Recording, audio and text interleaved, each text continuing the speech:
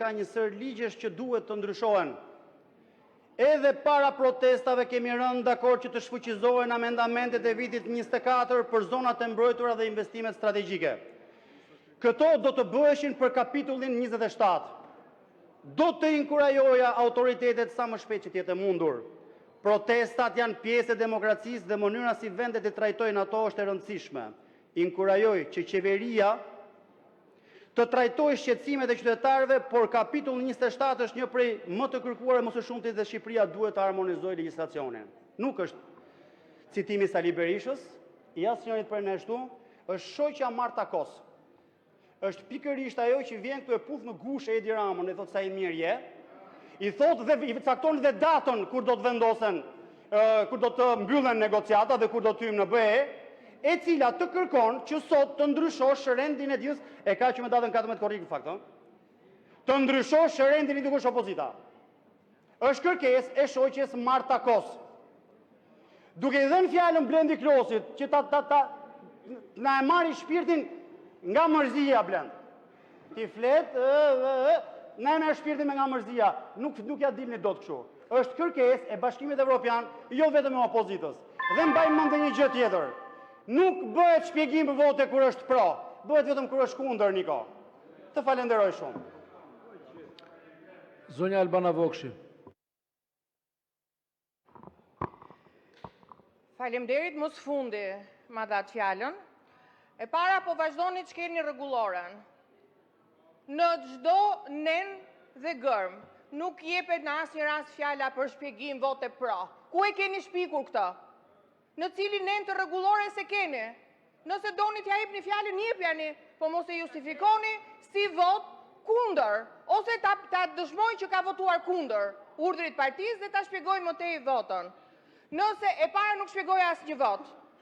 Tani dua t'i kthehem zotit Klosi me atë çka Odiri ka thënë. Nuk kemi humbur zgjedhjet, zgjedhjet janë dhunuar, zgjedhjet janë devijuar, zgjedhjet janë vjedhur. E keni të qartë. 40 banda kriminale kanë punuar për të mbështetur 20 kandidat Parti Socialiste. Në 11 qarqe, në 25 bashki. Kjo është arsyeja pse ky parlament nuk dëshmon vullnetin e qytetarëve shqiptar. Kjo është arsyeja që ne vazhdojmë të jemi përfaqësues edhe të protestuesve, edhe të qytetarëve shqiptar, ndërkohë që ju keni mbi 25 deputet që janë përfaqësues të krimit të organizuar dhe karteleve të drogës. Ky është problemi i Shqipërisë sot.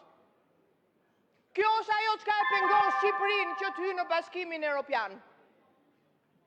Lidhja e qeverisë me bandat kriminale. Është narko-qeveria, narko-kryeministri, narko-ekonomia. Ndaj nuk pranoni pavarësisht kërkesave, kam bërë 2 kërkesa me shkrim në komision. Njësi në zëvendës kryetare dhe kam kërkuar me votat e deputetëve të opozitës të futen në agjendë. Jeni dhe ju për...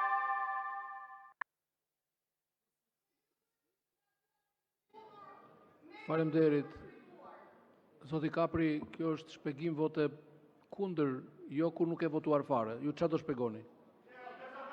Zoti Arjan Doja.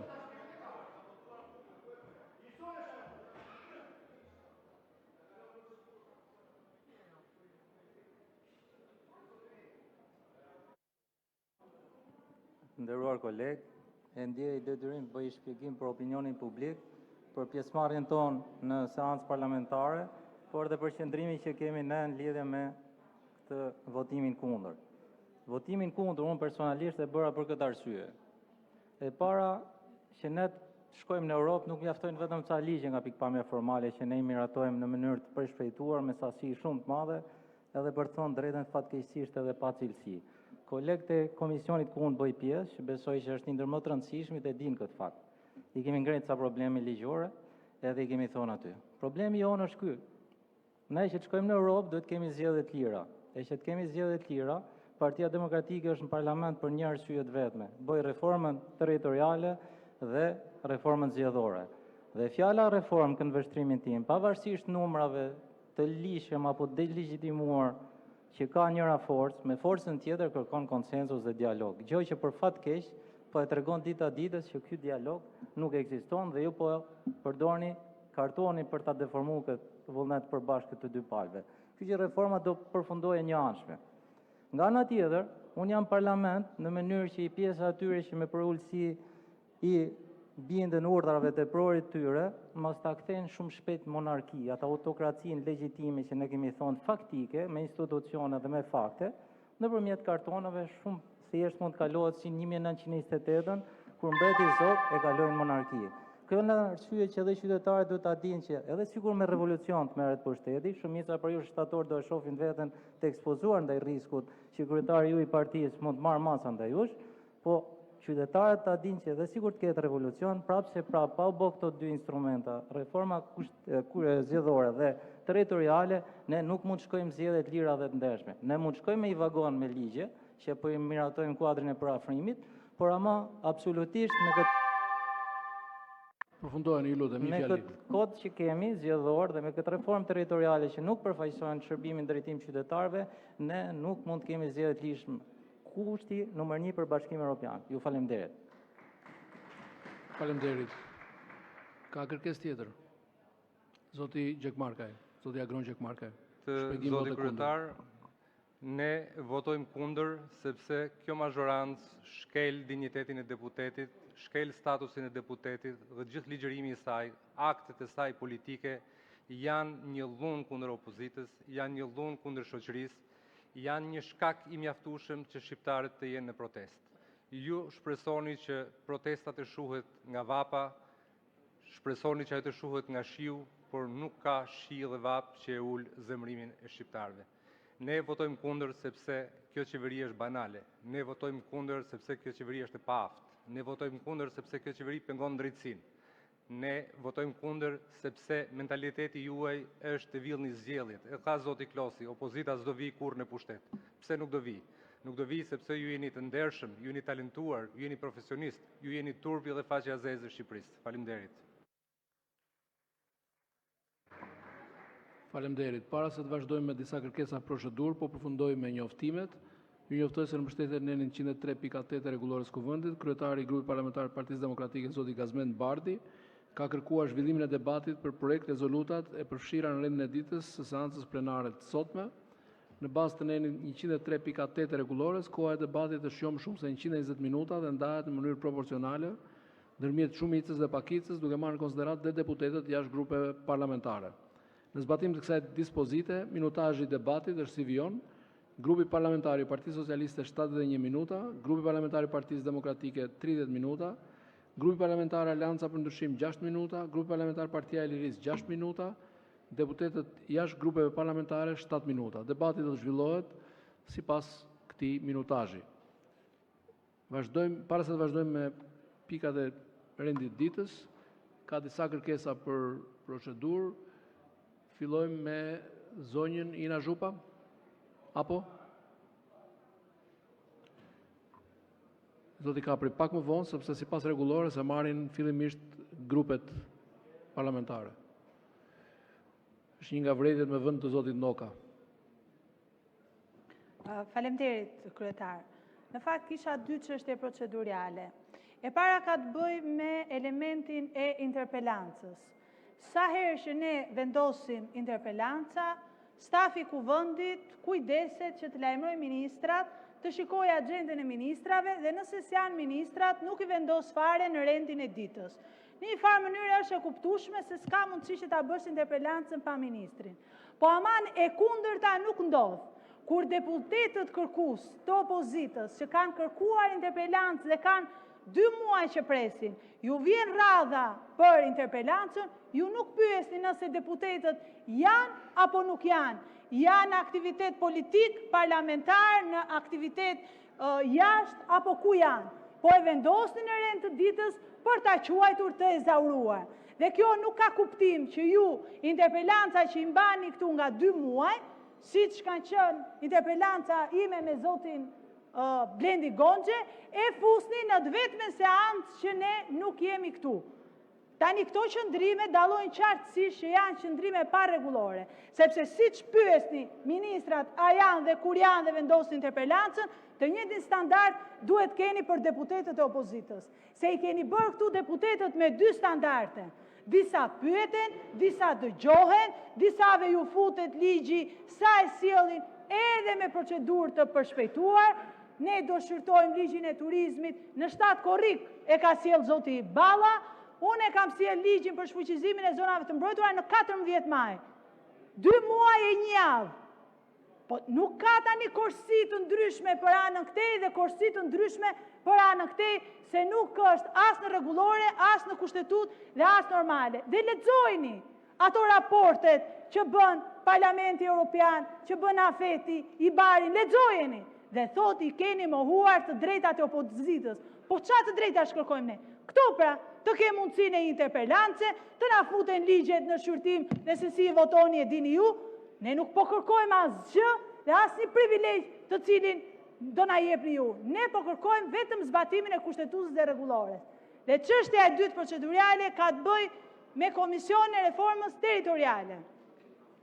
Është e padëgjuar që një komision të mos arrit dot të mbaroj as pikën e parë të planit të punës dhe të mendoj të mbyllet dhe të nxjerrë gati draftin nga zyrtari. Po pse i bët ato digjesa? Kur në asnjë nga digjesat që kemi bërë, të paktën aq sa bëm, nuk u thanë që të shkrihen bashkit. Në asnjë qytetarët nuk kërkuan që mos kishin përfaqësim lokal. Dhe me që janë 14 sekonda, do t'ju them 9 deputetëve të qarkut Vlorës, t'ju vi turp nëse firmosni dhe nëse votoni që të shkrihet Delvina dhe Konispoli. T'ju vi turp nëse jepni kësaj magjorance. Fjalin e fundit. 84 vota që të shkrin 2 nga bashkit identitare të jugut. T'ju vi turp, nderuar koleg, reflektoni për votën që keni. Faleminderit.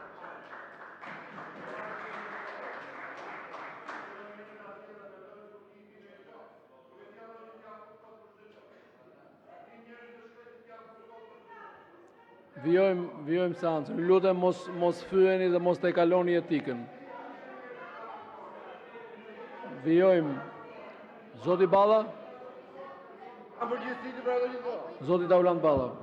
Kryetar, e kërkova fjalën për procedurë për të sqaruar një moment, sepse abuzimi me rregullorën mund të kthehet edhe në këtë pikë si një jetë normale parlamentare. Pra, që t'jetë qartë, nuk ka shpjegim vote kur ka një votim për çështje të ndryshimit rendit ditës, pra neni 31 fraksion 2 dhe 49 treshi për çështje të procedurës. Të lutem, ne kemi qartësuar këtë në rregullore dhe është nga ato rastet tipike kur sqarimi i votës bëhet përpara votimit. Dhe jo pa shkak kemi një pro dhe një kundër përpara votimit.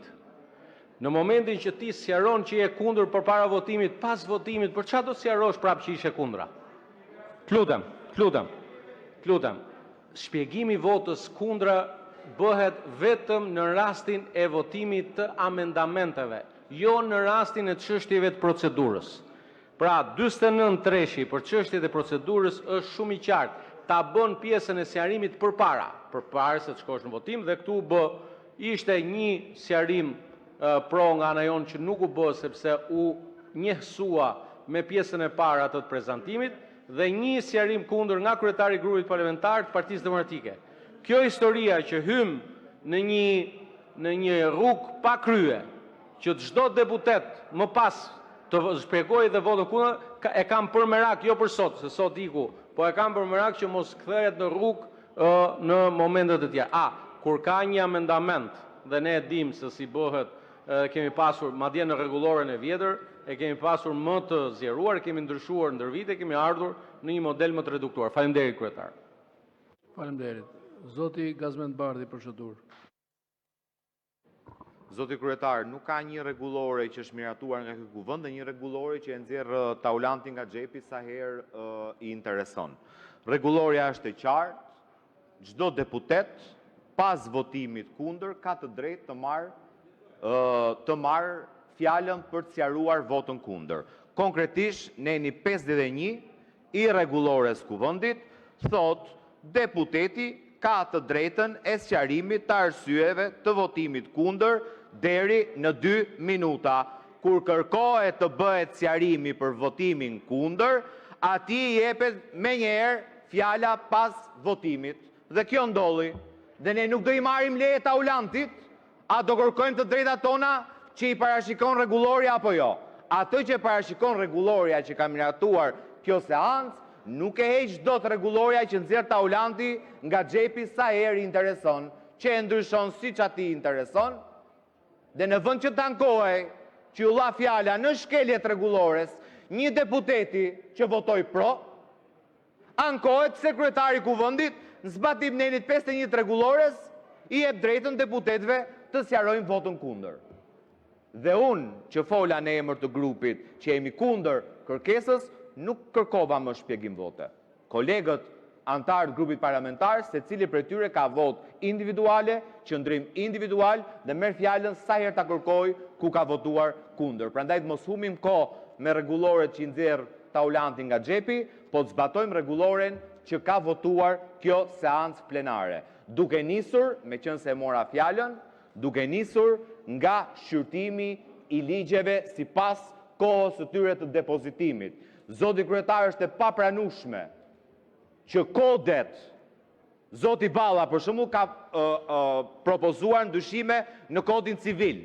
Zoti Vëngu ka propozuar ndryshime në kodin detar. Shumë ditë pas si unë kam propozuar apo kolegja Ina Zhupa 4 projekt ligje. Në kalendarin që zotroti i propozon konferencës kryetarëve, iniciativat e taulantit, Piros dhe shokëve të ngjashëm të mazhorancës, i veni me datë dhe i fusni për shqyrtim për atë arsye në komisionet parlamentare. Iniciativat e deputetëve të opozitës i propozoni pa datë seance plenare dhe kemi 6 apo 7 javë që duam të nisim diskutimin komisionit parlamentare. Votoni kundër, po mos i mohoni të drejtën e opozitës për propozuar iniciativa ligjore. Nuk jeni dakord për të anulluar ligjin e investimeve strategjike. Ju duhet ligji për shkatrimin e zonave të mbrojtura. Ju duhet ligji për të grabitur pronat me paketën e maleve. Mbajeni, po votojeni kundër. Fusni për shqyrtim iniciativat e propozuara. Faleminderit, edhe një herë për sqarim. Të gjitha projektligjet që u përmendët janë përfshirë në kalendar dhe në program. Që do të thotë, të lutem, që do të thotë komisionet janë të lira, të lejuara, të fillojnë diskutimin. Në momentin që ju përfundoni diskutimin në komisione, i fusi me njërë në seancë plenare dhe kaq, nuk di si ta sqaroj më tepër. Zonja Kiduina Zaka, për procedurë. Jo, do bëjmë dhe balancë në mjetë grupeve. Kolegët e opozitës me sa duket i morën pushimet pak më herët këtë vit, i bën një a 2 javë pushime, u rehatuan, u relaksuan, me sa duket vitamina D që kanë marrë, i ka bërë që të ftillohen e të reflektojnë dhe të kuptojnë që kanë një detyrë dhe ka një arsye pse qytetarët i kanë sjellë që t'jenë në këtë sallë. Mbase prej vitaminës D që morën e kuptuan që ndërsa këta numrojnë karriget boshtë dhe numrojmë kapituj që mbyllim, e nëse këta mbyllin derën e kuvendit dhe ikin me pushime, Shqipëria mbyll gjithmonë e më shumë kapituj dhe i afro gjithmonë e më shumë integrimit në Bashkimin Evropian.